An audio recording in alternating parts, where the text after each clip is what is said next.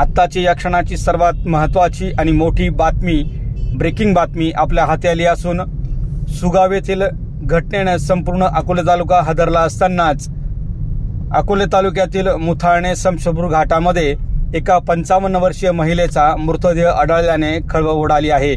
बबाबाई पंढरी फोडसे असं या महिलेचे नाव आहे। बबाबाई पंढरी फोडसे ही सोमवारपासूनच बेपत्ता होती। तिचे कुटुंबीय तिचा सोमवारपासून शोध घेत होते। फोडसे कुटुंबियांना असे वाटले की ती कुठल्या तरी नातेवाईक किंवा अन्य मैत्रिणींकडे गेली असावी असा त्यांचा कयास होता, परंतु आज गुरुवारी सकाळी तिचा मृतदेह आढळल्याने खळबळ उडाली आहे। बबाबाई पंढरी फोडसे हिला 3 मुली व 1 मुलगा आहे। तिचा मुलगा नवनाथ याला हा मृतदेह आढळून आला।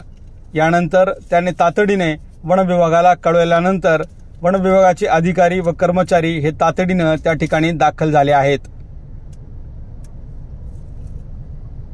सोमवारपासून बेपत्ता असलेल्या बबाबाई पंढरी फोडसे हिचा शोध फोडसे कुटुंबीय घेत होते, परंतु ती अद्याप मिळून आली नव्हती। त्यामुळे हे कुटुंब चिंतेत असतानाच आज गुरुवारी सकाळी तिचा मृतदेह आढळून आल्याने फोडसे कुटुंबियावर शोककळा पसरली आहे।